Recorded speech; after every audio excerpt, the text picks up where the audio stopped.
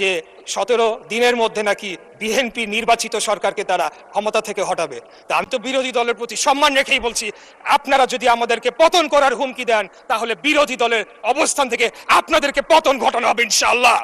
আপনারা আমাদের শত্রু রাজনৈতিক দল না। কথা শুনে মনে করবার কোনো কারণ নাই যে আপনাদের পতনের জন্য কোনো আন্দোলন আমরা করছি। 2008 সালের নির্বাচনের মাধ্যমে এই সরকার ক্ষমতায় আসে নাই, 14, 18, 24-এর মাধ্যমেও এই সরকার ক্ষমতায় আসে নাই। আমরা জনগণের সরাসরি ভোটের মাধ্যমে ম্যান্ডেট প্রাপ্ত হয়ে এই সংসদে এসেছে। আমাদেরকে যদি কেউ হুমকি ধামকি দিয়ে মনে করে সরকার পতন করবে, আপনি খালি হুকুম দিবেন, ইনশাআল্লাহ বিগত দিনে আপনার নির্দেশ প্রাপ্ত হয়ে আমরা যেভাবে রাজপথে অবস্থান করে জনগণের ভোটের অধিকার প্রতিষ্ঠা করার জন্য আন্দোলন সংগ্রাম করেছি, একইভাবে খুনি হাসিনাকে পতন করার জন্য আমরা যেভাবে আন্দোলন সংগ্রাম করেছি আমাদের এক্স্যাক্টলি দেখবেন বিএনপি নেতাদের মধ্যে সে 24-এর আয়নায় যখন তাকায় বিএনপির কোনো মিছিলের ছবি নাই। সে যখন 24-এর আয়নায় তাকায় বিএনপির ব্যানার ধরা কোনো মিছিল নাই। সে যখন 24-এর আয়নার দিকে তাকায় ছাত্র তরুণদের সাথে একসাথে বিএনপির নেতারা মিছিল করছে, তেমন কোনো প্রতিবাদের ঝড় নাই। তাদের যে অতীত ইতিহাস, সেই ইতিহাস আমরা সবাই খুব ভালো করে জানি। সেই কারণেই সমগ্র জাতি অত্যন্ত সচেতন ভাবে তাদেরকে প্রত্যাখ্যান করেছে এবং আগামীতে যেন পুরোপুরি তাদেরকে নির্মূল করা যায় রাজনৈতিক ভাবে, সেইভাবে আমাদেরকে কাজ। আপনারা যদি আমাদেরকে পতন করার হুমকি দেন তাহলে বিরোধী দলের অবস্থান থেকে আপনাদেরকে পতন ঘটানো হবে ইনশাআল্লাহ। আপনি খালি হুকুম দিবেন। আপনারা আমাদের শত্রু রাজনৈতিক দল না। কথা শুনে মনে করবার কোনো কারণ নাই যে আপনাদের পতনের জন্য কোনো আন্দোলন আমরা করছি। আমরা শুধু আপনাদেরকে সতর্ক করছি, আহ্বান করছি, কারেকশন করবার জন্য বলছি, নিজেদের পথ শুধরায় নেন। তা না হলে এমন একটা সময় আসবে ঘুম থেকে উঠে দেখবেন আপনার কর্মচারীরা বলবে, স্যার ম্যাডাম বিমান এসে পৌঁছে গেছে গেটে। বিশ্বাস করেন, this are the things happened in the past. বলা ছিল রিপাবলিকের কথা, কিন্তু কায়েম করলেন রাজতন্ত্র। আপনার পারিবারিক রাজতন্ত্র কায়েম করলেন। নেপালের কথা মনে নাই? নেপালের আন্দোলন কোথায় শুরু হয়েছিল?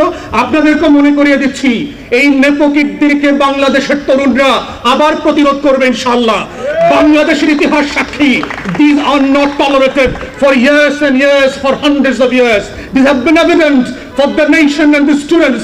These have been the place for evidence. This has happened in the past and shall happen in the future for the same given reason. এটা হতেই হবে। এটা মুক্তির লড়াইয়ের অঙ্গীকার ছিল আমাদের। সেই নেপোকিটসরা আবার বাংলাদেশে নতুন করে সুটটাই করে ফিরে আসছে, যাদের আয়োটা অফ এভিডেন্স কোনো কন্ট্রিবিউশন নাই গত জুলাইয়ের অভ্যুত্থানে, ন্যূনতম কোনো অভ্যুত্থানের কোনো কন্ট্রিবিউশন নাই। এক্স্যাক্টলি দেখেন 72-এর সংবিধানে কিভাবে আমাদের সাথে প্রতারণা করলো। বলা ছিল একটা গণতান্ত্রিক রাষ্ট্রের কথা স্বাধীনতার ঘোষণাপত্র ছিল।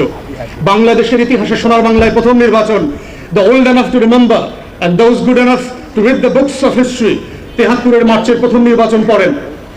বাংলাদেশে জাসদ সবচেয়ে বড় বিরোধী দল ছিল, তাদেরকে কোথাও ইলেকশন ক্যাম্পেইন করতে দেওয়া হয় নাই। 100-র উপর ক্যান্ডিডেটকে পিটায় জেলে ভরে হত্যা করে নাই করে দিয়েছে। শেখ মুজিব নির্বাচনের পরে বঙ্গভবনে দাঁড়িয়ে বলেছে, আজকে বাংলাদেশে কোনো বিরোধী দল নাই। শেখ মুজিব বলেছে অন রেকর্ড। তাহলে 73-এর নির্বাচন তার ফল, আর আমার স্বাধীনতার ঘোষণাপত্রে আপনি কি বলা ছিল?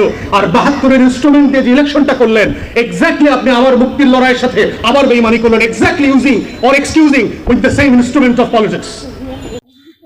এবং এই বাস্তবতাগুলো অস্বীকার করবেন না, ভুলে যাবেন না। ক্ষমতা যেটা করে চোখের সামনে ছানি ফেলে দেয়, এবং ওই ছানির কারণে যেটা হয় আপনারা সত্য দেখতে পারেন না, ওই কাচের দেয়াল ভেদ করে। অতএব আজকের এই হীনমন্যতার জায়গাটা কোথায় সেটা বলে আমি শেষ করব। 71-এ দেখবেন যাকে সামনে রেখে আমাদের এই মুক্তির লড়াই হয়েছিল, শেখ মুজিবুর রহমান, যাকে কেন্দ্র করে স্বাধীনতা তৈরি হয়েছিল, সংগঠিত হয়েছিল, সেই ব্যক্তিটার ইতিহাস যদি দেখেন, আপনারা যদি বিবিসি বাংলার সাবেক মহাপরিচালক ছিল তার লেখা পড়েন, আপনারা দেখবেন পাতায় পাতায় শেখ মুজিবের হীনমন্যতার কথা আসছে 71-এর মুক্তিযুদ্ধ নিয়ে। কেন?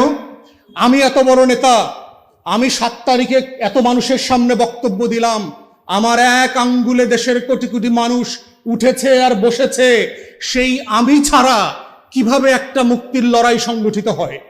এই হীনমন্যতা শেখ মুজিবকে সবসময় তাড়া করে ফিরেছে। তাজউদ্দিন আহমেদ তাকে বারবার বলেছে, আসেন মুজিব ভাই, আপনাকে আমাদের মুক্তির লড়াইয়ের গল্পটা বলি। শেখ মুজিবের ভিতরে এই হীনমন্যতা প্রচন্ড রকম কাজ করত। ঠিক একইভাবে দেখতে পাচ্ছি, এবং বাই ডিফল্ট শেখ মুজিব ওই লড়াইতে রণাঙ্গনে ছিলেন না। 25 তারিখ যখন গোলটেবিল বৈঠক ভেস্তে গেল, বিকালে সন্ধ্যায় তাজউদ্দিন আহমেদ বলছে যে আমি একটা রেকর্ডার কাগজ কলম নিয়ে শেখ মুজিব ভাইয়ের বাড়িতে গেলাম, যে মুজিব ভাই খবর পাচ্ছি আজকে ক্র্যাকডাউন হবে রাতে, আপনি একটা ঘোষণাপত্র রেকর্ড করে দেন, আপনাকে যদি কোনো কারণে অ্যারেস্ট করে ফেলে আমরা যেন এইটাকে কেন্দ্র করে সামনে রেখে জনগণকে সংগঠিত করতে পারি। শেখ মুজিব অস্বীকার করলো যে না, কোনো ঘোষণাপত্র এখন রেকর্ড করা যাবে না, এগুলো ঝামেলা হবে, আরো বেশি ধরপাকড় হবে। উনি বললেন তাহলে কাগজ কলম নিয়ে আসছি, একটু লিখে দেন যেটা আপনার নামে আমরা পাঠ করব। শেখ মুজিব সেটা করতে অস্বীকার করেছিল। এই শেখ মুজিবের নামে যিনি ঘোষণাপত্র দিতে অস্বীকার করলেন, যিনি বক্তব্য রেকর্ড করতে অস্বীকার করছেন, অথচ তাকে সামনে রেখে একটা মুক্তির লড়াই সংগঠিত হয়েছে, তার ভিতরে এবং তার ৭১ পরবর্তী আচরণ পুরোটা মিলিয়ে দেখা যায় যে ৭১-এর মুক্তির লড়াইতে শেখ মুজিব, শেখ পরিবার এবং আওয়ামী লীগের বড় একটা অংশের যে হীনমন্যতা, এবং এই হীনমন্যতা কাটিয়ে উঠতেই তাকে চেতনা ব্যবসা করতে হয়েছে গত ৫৫ বছর। এক্স্যাক্টলি দেখবেন বিএনপি নেতাদের মধ্যে, সে ২৪-এর আয়নায় যখন তাকায় বিএনপির কোনো মিছিলের ছবি নাই, সে যখন ২৪-এর আয়নায় তাকায় বিএনপির ব্যানার ধরা কোনো মিছিল নাই, সে যখন ২৪-এর আয়নার দিকে তাকায় ছাত্র তরুণদের সাথে একসাথে বিএনপির নেতারা মিছিল করছে, তেমন কোনো প্রতিবাদের ঝড় নাই, বরং তারা অন রেকর্ড বলেছিল এটার সাথে আমরা নাই। এই হীনমন্যতা বিএনপি তারা করে ফিরছে। সে যখনই ২৪-এর আয়নায় তাকায় সে এনসিপিকে দেখে, এবি পার্টিকে দেখে, তরুণদেরকে দেখে, নাম না জানা ১৪০০ শহীদকে দেখে, ২৬,০০০ আহত মানুষকে দেখে, ৬০০ অন্ধুকে দেখে, কিন্তু সে বিএনপিকে খুঁজে পায় না। এই হীনমন্যতা তাকে ২৪-এর জায়গা থেকে তাড়া করে ফিরছে, এবং এক্স্যাক্টলি তার নেতারা ৭১-এর মতো পালায়া ছিল, জেলে ছিল, তা না হলে বিদেশে ছিল। Exactly same phenomena. মনে হচ্ছে ৭১ নতুন করে ২৪-এ আবার নতুন করে রিস্ক্রিপ্টেড হয়েছে for the nation to remember.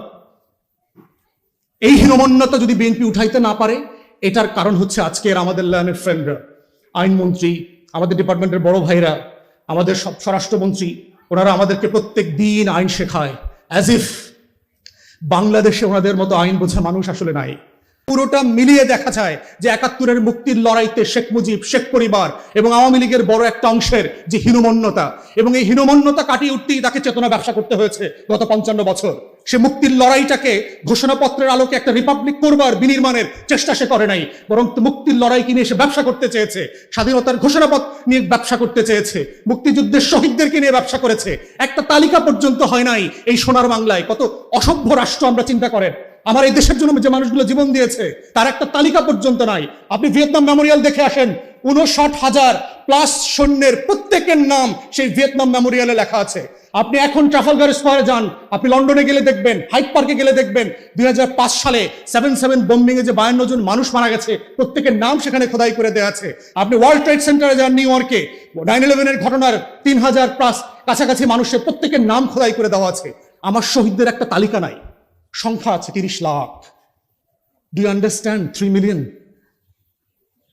৩০ lakh কি জিনিস, এটা কয়টার পেছনে কয়টা সংখ্যা লাগে আপনি বোঝেন? আওয়ামী লীগ এই হীনমন্যতার কারণে সেগুলো নিয়ে রাজনীতি করেছে, প্রয়োজন ছিল না।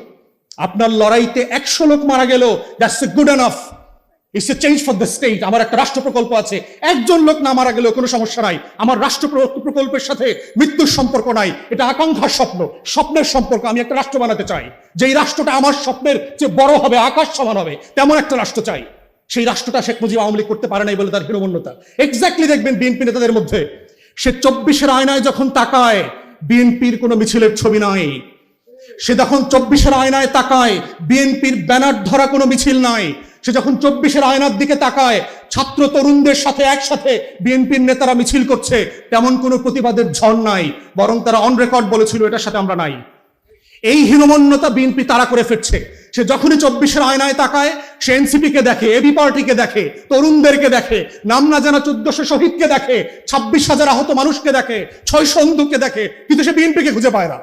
এই হীনমন্যতা তাকে ২৪-এর জায়গা থেকে তাড়া করে ফিরছে, এবং এক্স্যাক্টলি তার নেতারা ৭১-এর মতো পালায়া ছিল, জেলে ছিল, তা না হলে বিদেশে ছিল। Exactly same phenomena. মনে হচ্ছে ৭১ নতুন করে ২৪-এ আবার নতুন করে রিস্ক্রিপ্টেড হয়েছে for the nation to remember. এই হীনমন্যতা যদি বিএনপি উঠাইতে না পারে, এটার কারণ হচ্ছে আজকের আমাদের লায়নের ফ্রেন্ডরা, আইনমন্ত্রী, আমাদের ডিপার্টমেন্টের বড় ভাইরা, আমাদের সব স্বরাষ্ট্রমন্ত্রী, ওনারা আমাদেরকে প্রত্যেক দিন আইন শেখায়, অ্যাজ ইফ। ডাকসুকে অনুরোধ করছি, আমাদের আইনমন্ত্রী এবং স্বরাষ্ট্রমন্ত্রীকে ওপেন চ্যালেঞ্জ দিয়ে গেলাম আজকে, আমি আর শিশির বাংলাদেশ সরকারের যে কোনো মন্ত্রীকে অন রেকর্ড কনস্টিটিউশনাল ইস্যুতে চ্যালেঞ্জ করে গেলাম, যদি আমাদের থেকে চ্যালেঞ্জ করতে পারেন প্লিজ কাম অন ডেস্ক। আমি আর শিশির বাংলাদেশ সরকারকে চ্যালেঞ্জ করে গেলাম on constitution, please come to talk about the constitution and history. দেখি আপনারা পারেন কিনা, সাহস থাকলে আইসেন ডাকছোতে।